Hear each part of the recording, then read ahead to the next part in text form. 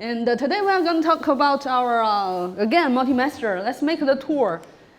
Let me do a brief overview of the multi-master, exercise we had yesterday.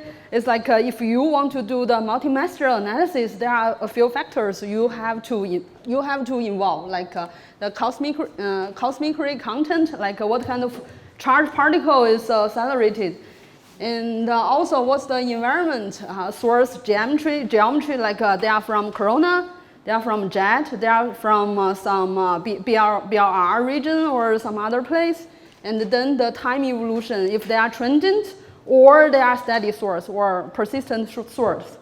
And yesterday I was starting that from the cosmic ray spectrum, right? So I hope you still remember the shape, the cosmic ray shape, something like that. We have the ankle, we have the knee, right? So that means different cosmic rays from different origins, right?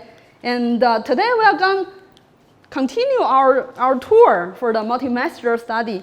So yesterday we are stopping here, the galactic component, right? So the last example I gave is supernova remnant in our galaxy, and I showed how to do the multi-master study. And today we are still going on, talk about actual galactic components. So let's start from the first one. It's quite popular. I know you have some projects working with that. One is with TXS 0506. It's very how to say. So IceCube got their first results in 2013, and between 2013 to 2017, there are no identification of source. And until this day, 2017, there is a neutrino with a very high energy, like a 290 TeV, and there is an association with a blazar. Blazar is a quite popular Fermi-led source, right? We know most of the actual galactic diffuse gamma ray emission from blazars.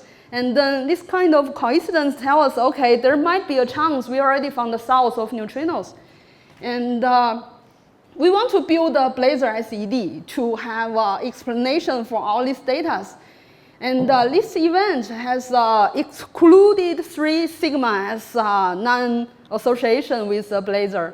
So it's quite interesting. How do we do the modeling? Like I already gave you the 4 factors, right? I hope everybody can do the modeling, and certainly do. They do something like that, and there are tons of papers recent and this years. Like they give different models, different processes, and different considerations of the geometry or something like that. There are a few quite popular ones. For example, this one is a one-zone external inverse Compton model.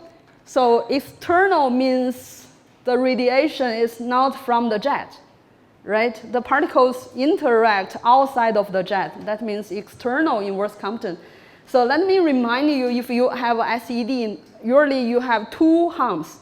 So the first one is from the synchrotron radiation, right? So then the second one is from the inverse Compton or Bremslan or photon-pion interaction, right? So that's our story. Let's build a model with that. And the first work is by this group.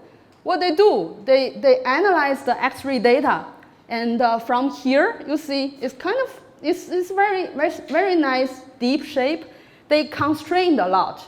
They constrain the contribution from synchrotron, and also they tell us, okay, if we want this kind of neutrino, okay, so the dashed line is for 7 years, and this one is 0.5 years, because we don't know how the flare continues, right? It's probably maybe 1 day or half a year or 1 year, 2 years, 7 years. And they have neutrino flux, something like that. And then they build a model. First, they try the self-synchrotron radiation. That means the inverse Compton is from the jet, but it doesn't work. That means they cannot explain the model that well. Or if they have this kind of inverse Compton, the deep cannot be explained well. And then they tried the external inverse Compton model. And they found the neutrino, okay. So the solid line is for the so you see here the proton luminosity. If you multiply the proton luminosity by 2, certainly your neutrino flux can get higher, like 2 times of that, right? Because of your neutrino luminosity is proportional to the proton luminosity. The only way to produce neutrino is from the proton-proton or proton-gamma interaction, right? That's the only way to produce neutrino, that's sure. That's a certain thing. And then from here, and we continue with the one-zone SSC model, then people may ask, okay, why this one can work? Because they have different configuration, like the geometry distribution for this kind of model. And then the third one is published in Nature Astronomy by Baikal and the Water-Winter group. They found, okay, we can have the one-zone SSC. And then how to explain why this part discrepancy. So you see here is a GeV gamma is from the Fermi-LAT. And then later on, magic follow this source, give the TeV observation in this part. And they have the hydronic plus leptonic model. And for the hydronic model, you see it's quite, I mean, in the synchrotron part, as I told you yesterday, right, the proton emit less synchrotron radiation because they have big mass, right? And in this part, they have the inverse Compton and proton interaction or proton gamma interaction, and then they produce this kind of accompanied gamma rays with neutrinos.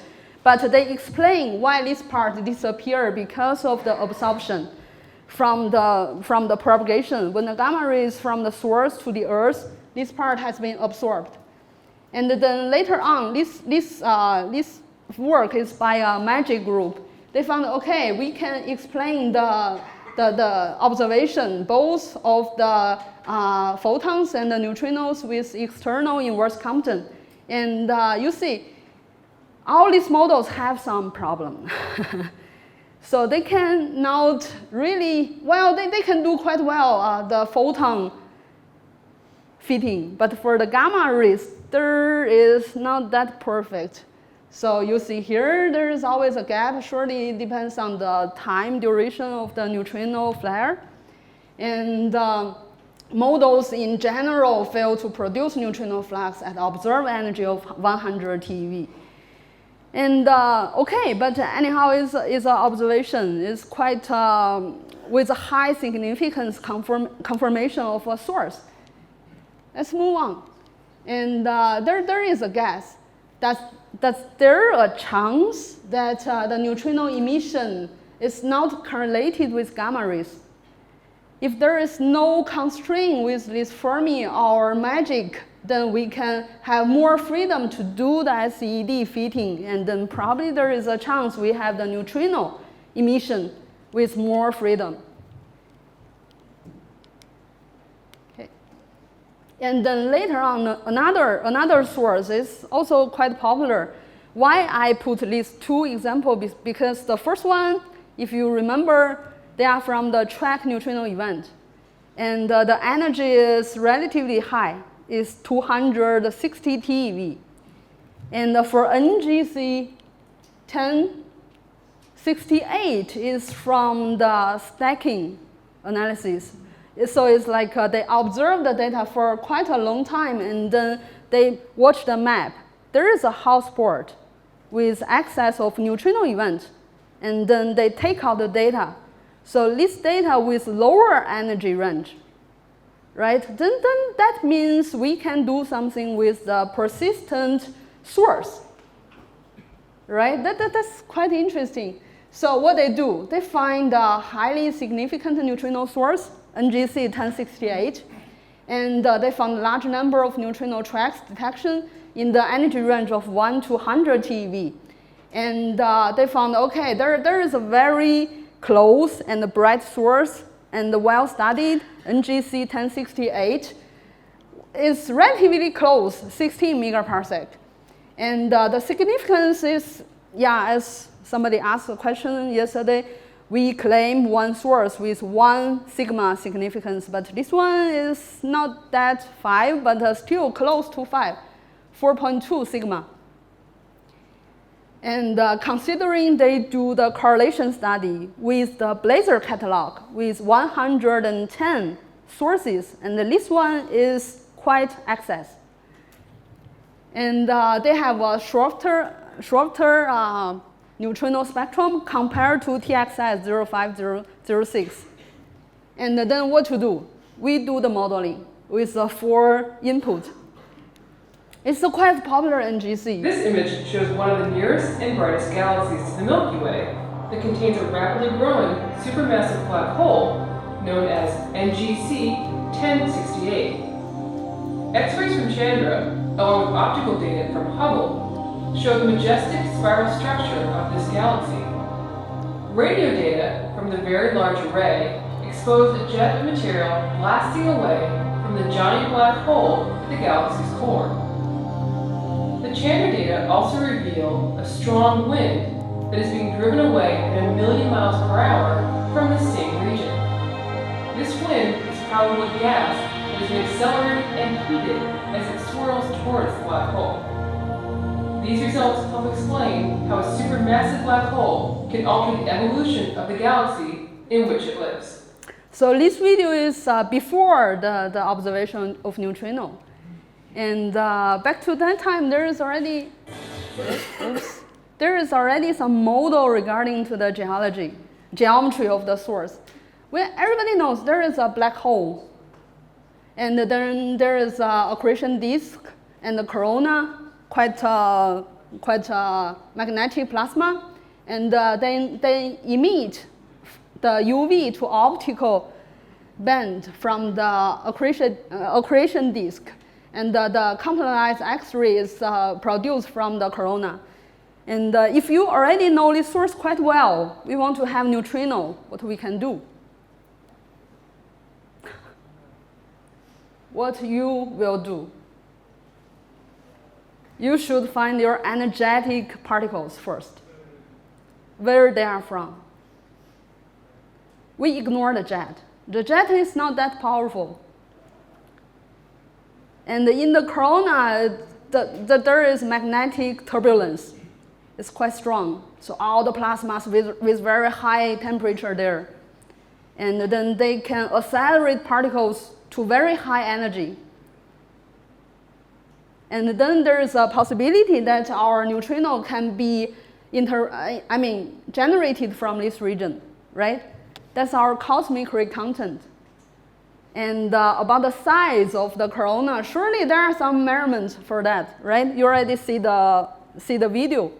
And then what else you need? Cold particle, right? The environment. Basically, I think you already have everything you need. And then you build your model. And we have to take into account the processes here. So I already told you, for the leptonic model, we have synchrotron, inverse Compton, Bremsland, right? For the hadronic model, we have blah, blah, blah, PP, P gamma, proton synchrotron, and yes, BH, Bader-Hettler, right? And this process is proton interact with the gamma to produce electron and positron pairs. Those charged particles in corona with very strong magnetic field, they will emit synchrotron radiation. In which energy range? Okay, you have to do the calculation. Then I'll tell you something around MeV. So that's the model, right? Everything kind of clear. We have the charged particle, and those 3 processes are the main process, and we'll work on that. You assume there is energy budget for your proton in the corona, and you think of the acceleration process for those charged particles might be the turbulence or the magnetic reconnection. They got very high energy. And how to decide the maximum energy of your proton. So the energy loss rate or the energy loss timescale should be equal to the acceleration timescale. Right? After that, you either run away or you lost all of your energy. You cannot get to the maximum energy. Right? That's the basic idea. And then you solve the problem and you found, okay, the maximum energy of the proton can get up to what we need, something like a PeV. And from the maximum energy of proton, you calculate how the Bader-Hettler works, and they produce the synchrotron radiation, and you have everything, right? So those synchrotron radiation is something cascade, so here. And that's what we talked about yesterday. The MEV satellite or the MEV detector is missing. But that's the main ingredient. And we know, okay, our neutrino here, our neutrino is quite high, and there is no gamma ray observed from this source. Why? Because it's very dense. The gamma ray cannot escape from the corona. But they have the products of MEV gamma ray. That's one of the probes we can find, right? So from this case, we can know there is a quite strong connection between neutrino, TeV neutrino to the MEV gamma ray.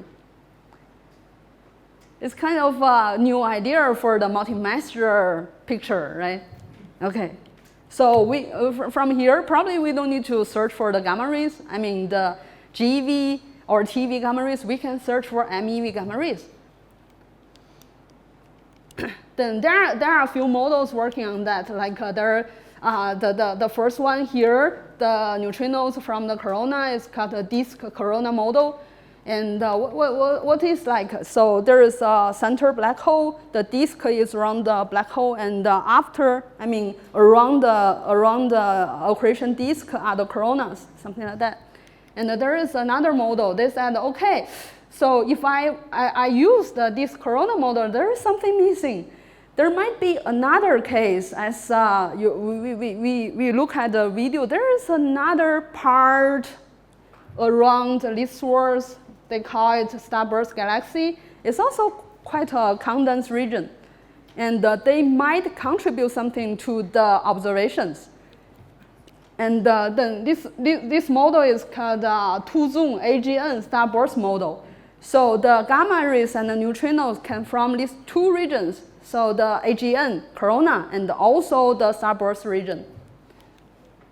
And also the same, they do the calculation, find the maximum proton energy, and calculate the proton distribution, proton energy distribution. You can see, okay, indeed, the corona contributes the most proton from this part. You compare these two. This is the proton luminosity for the starburst. And the energy, the luminosity scale is something like 1. Here is 10 to the 15. Certainly it contributes more. And, but this part, why it is important, because it can explain the GeV with the adding of this starburst contribution to the GeV, this part observation, you can solve the model quite well. They can fit okay. And also with these two neutrino contribution, they can fit with the neutrino observation here.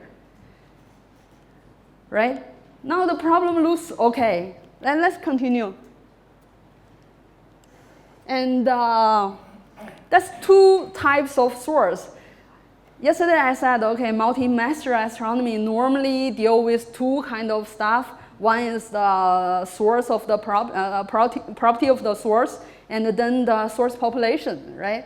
And I give two examples. One is a transient, like TXS0506, and another is a persistent source. And then let's continue with high energy, right? Ultra high energy cosmic rays. Ultra high energy cosmic ray spectrum has been measured quite well with successful operation of PROJ in Argentina. And they have been measured cosmic ray until the GZK region, like 10 to the 20 eV. And from this figure, we can know, okay, the cosmic ray is quite, they have some feature. So with the energy going up, the mass composition, what I mean mass composition is like if they are proton, carbon, oxygen, ion, or something like that. And they analyze one of the parameters, like we call it Xmax. Xmax is when you have a primary particle enter your atmosphere, they will do the interaction, right? And that will develop an air shower. When the maximum number of particles get, the place, I mean the dense length from the top is our Xmax. If you analyze this kind of data, you can see here, when you go in upper energy, so this line is going toward to the ion part. That means when the energy is going up, the mass composition is going heavier. Why it is important? Because I will go into the chemistry, the highest energy neutrinos, then that mass composition can decide a lot. Keep that in mind, we'll come back to that. And where they are from, it's a mystery for centuries, right? There are a few hypotheses, like they are from the transient, like AGN jazz, GRB, TD jazz, or they are from continuous sources, like starburst galaxy, accretion shocks. And during this almost 20 years observation, Auger really indeed found the hotspot.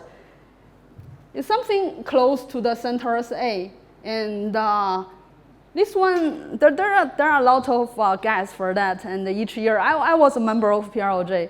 And from 2017, they said, okay, the significance is high. It's like a 3 something. And then later, a few years, it's like a 4. And then they said, okay, within 2 years, we'll have 5 sigma observation for the Centaurus A. Let's hope for that. Okay. And well, we know, okay, we get the observation of ultra high energy cosmic rays, how and who can accelerate this kind of particle to such high energy. There is Hiller's creation criterion. So this is a plot from water, from Mauricio. And the x-axis is the co-moving size multiplied by the Lorentz factor. And the y-axis is the magnetic field strength. And what you can tell from this figure is like, okay, we have different mass composition. The red lines are for the proton, and the blue lines are for the ion. And if you have a source, they must satisfy this formula, like the Lamar's radiance or the gyro radiance, right? Gyro radiance is what? So you have magnetic field, and then you have electron moving around the magnetic field. The radiance of that motion is called gyro radiance. Then you can kind of know why in our Milky Way we cannot have this kind of ultra high energy cosmic rays, right? You can do a very simple calculation. Our Milky Way, the size of our Milky Way cannot support this radiance. So that's why we know, okay, after Encke, there is no contribution from our Milky Way because this constraint. And the maximum energy of the proton is kind of related to this formula.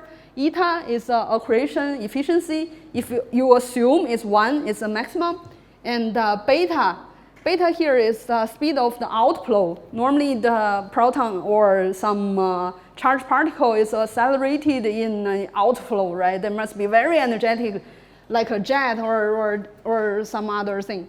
And the Z is the charge, E is B, magnetic field, L is a co-moving size, gamma is the Lorentz factor, and that's the maximum energy we have corresponding to the line here. So the solid lines for beta equal to 1, and beta is 0.01 is a dashed line. Let's see here. If we have a slower outflow, like here, and we need with the same magnetic field, then we need bigger Lama radiance, right? Because it's moving slower, and if you have the same Lama radiance, you need a stronger magnetic field to get the maximum energy. It can be understood. And then from these two lines means, these 4 lines means the maximum energy of the proton or ion is 10 to the 20 eV.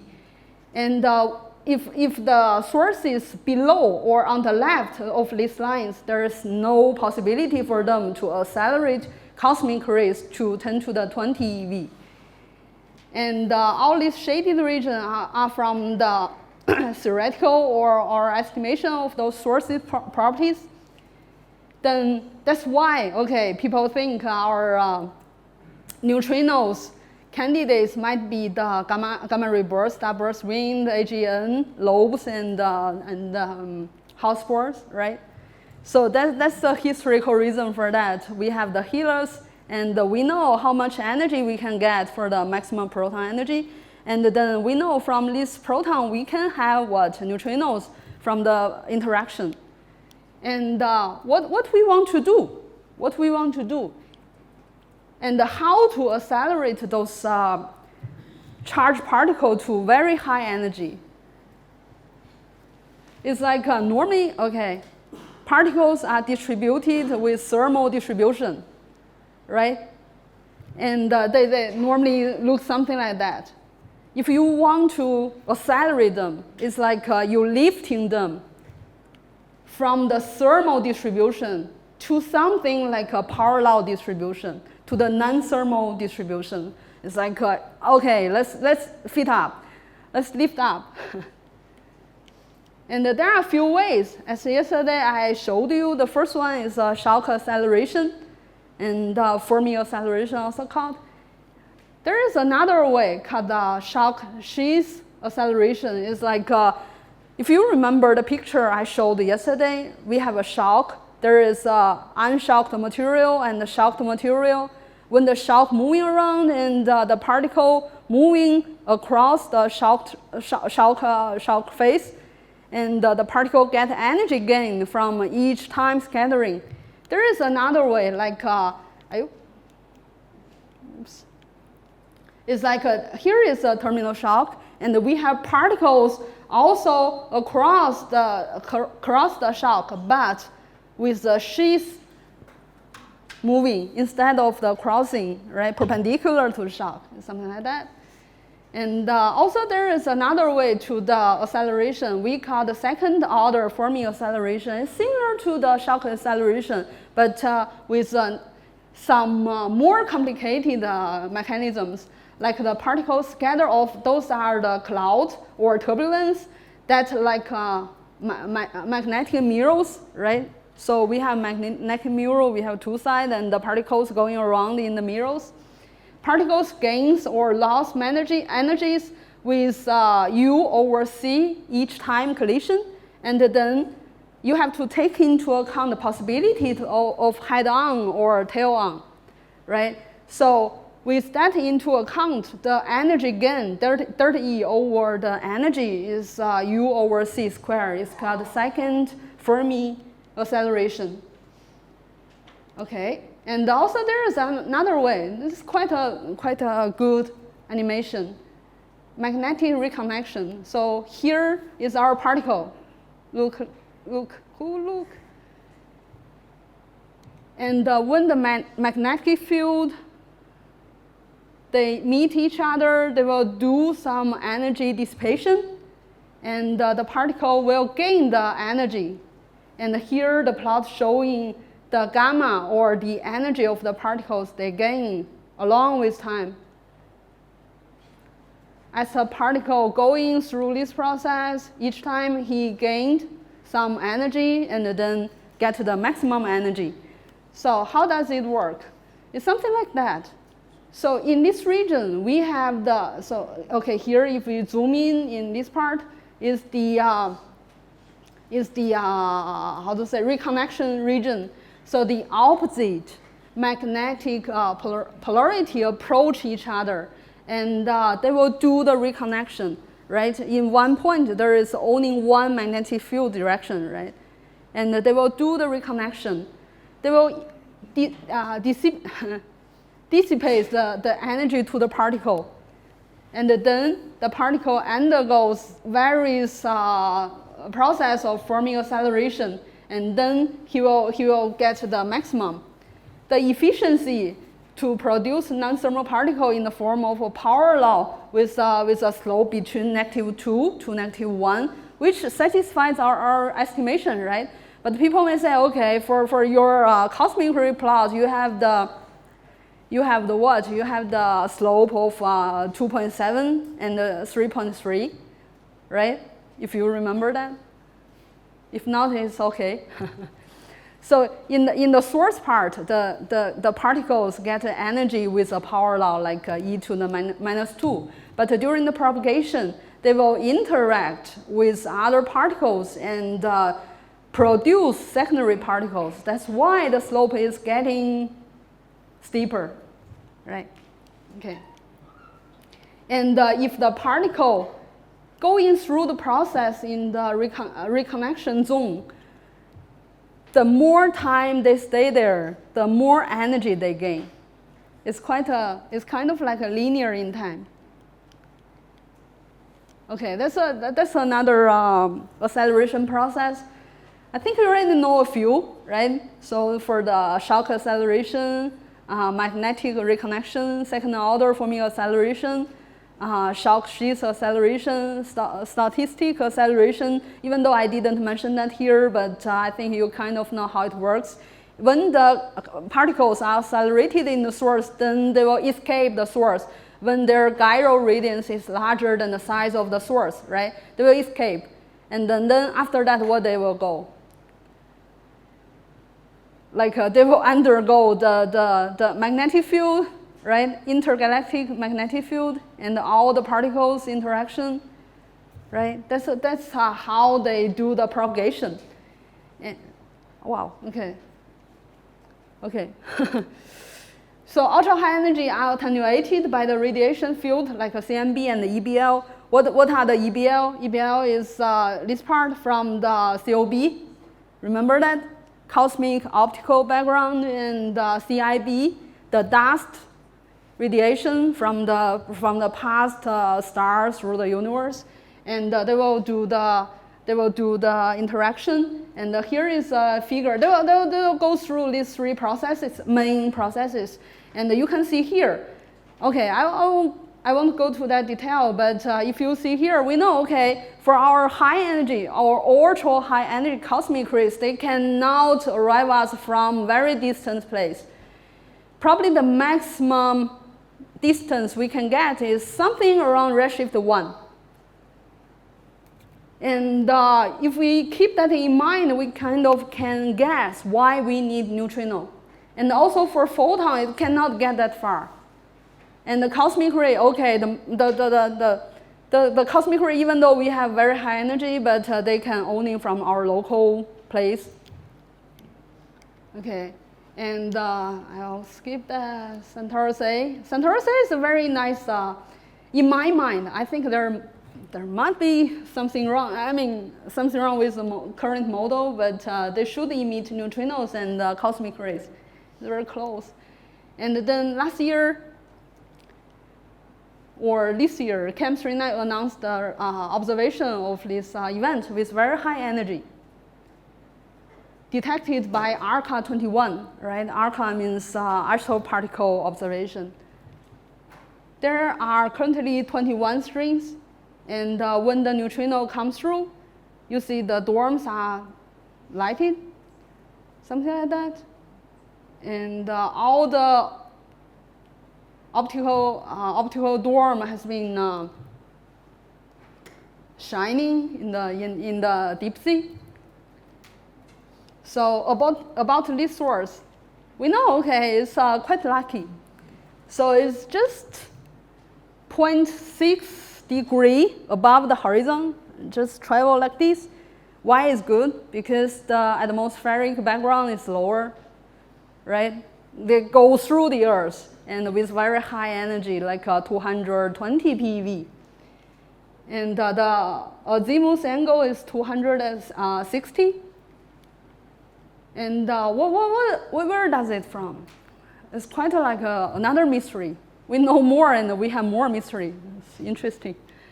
And if we assume a parallel flux distribution, the flux is like 5.8 times 10 to the negative 8. So GeV per centimeter square per second per stellar radian. And there are a few models, like probably I didn't introduce that for neutrinos. There are like for ultra high energy neutrinos, there are two kinds. One is from the astrophysical sources. We call it like a source band. And another one is from the ultra high energy cosmic ray interaction production. We call cosmogenic band. So there are two kind of models to produce, to calculate in this band. And those blue and the red shaded are from ice cube explanation.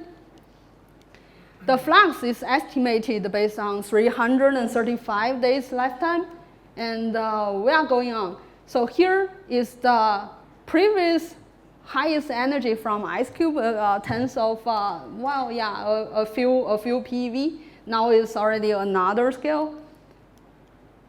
And what else we know? Okay, it's really hard to explain. And we do a joint fit between chemistry net, ice cube, and Auger in the energy window. Incorporate with Auger. You know, Auger has also the ability to detect neutrinos, right? No? Somebody knows, right? So for Auger, they are searching for the inclined shower to have the neutrino signal. And incorporate with Auger and ice cube, they have another flux like that. You have one event over the effective area and over the lifetime of that, and you found the flux, something like that. And this one is a bit lower, like two orders of magnitude lower than the chemistry net owning flux. And let's see. Around this direction, there are like 17 blazars. Wow, that's a lot. So it's really hard to say, okay, where is it from? From source or somewhere else? But indeed, if you search for the galactic source, it's really hard to produce this kind of high energy neutrinos. And then let's go on. And we can see there might be a possibility they have they from cosmogenic neutrinos, like the ultra high energy propagation, and produce those neutrinos. Then how it goes? So that's a problem. We know in our co-moving volume, the density is distributed as 1 plus z to the m power. And the m is kind of have a quite a wide range from negative 5 to 5. If your m is negative value, which kind of source is dominant?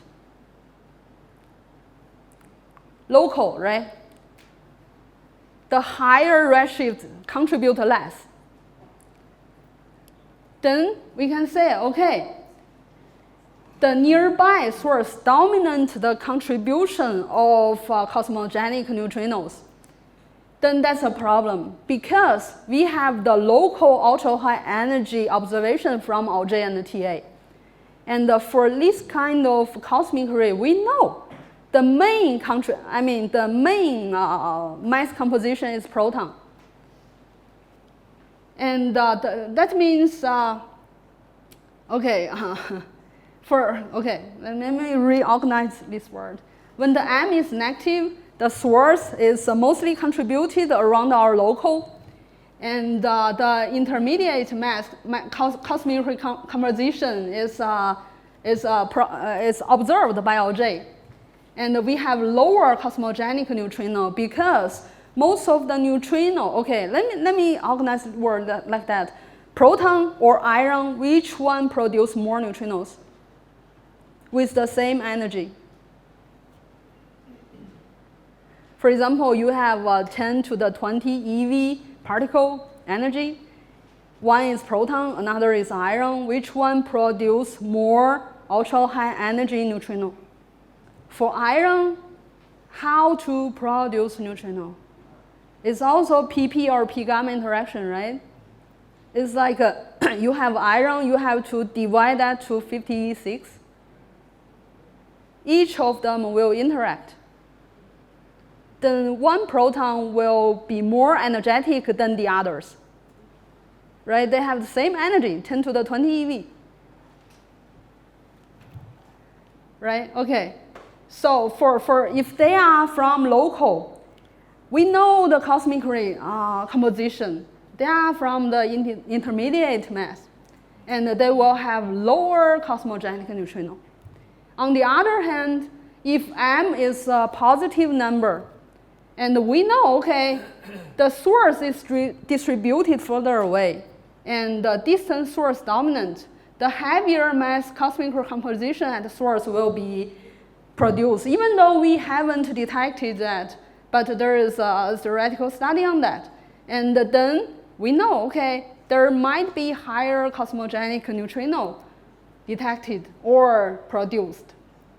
And then it's kind of like true. We see the observation here, and we know, okay, we can only detect cosmic ray, ultra high energy cosmic ray until redshift 1, right? So this figure is for redshift 1. There is a tension. There is a tension between the neutrino observation and the Auger and the telescope limit. They cannot meet quite well. But if we look longer, we don't limit ourselves. I mean, our neutrino can be from redshift 6. They don't care about the distance, right? They just travel without any energy loss. What we can have is something like that. Then it's probably okay. It's probably okay. We can kind of be consistent with the model. Even so, there might be another problem. It's quite how to say? It's not that super satisfied. Then there might be another model. So if we fit our cosmic ray spectrum, we can add another subdominant proton composition to the spectrum, and with that proton contribution, and then we add that into the calculation, we find great. So this ultra high energy cosmic ray produced neutrino can match the observation of chemistry net. Okay. I don't have time, but GRB burst is quite cool upcoming. I'll stop here. So to have multi-master astronomy, we shoot all the informations, right, from different wavebands and gravitational wave, cosmic rays, and also neutrinos. And we need the upcoming and all the instruments to work well with quite good angular resolution, effective area, and working duty time, everything, right? And we need our instrument to be built in the northern or the southern hemisphere to have a full sky coverage. So that's the future. And also for you young guys, you can always find something from the picture and find what you are passionate to do. Okay, thank you.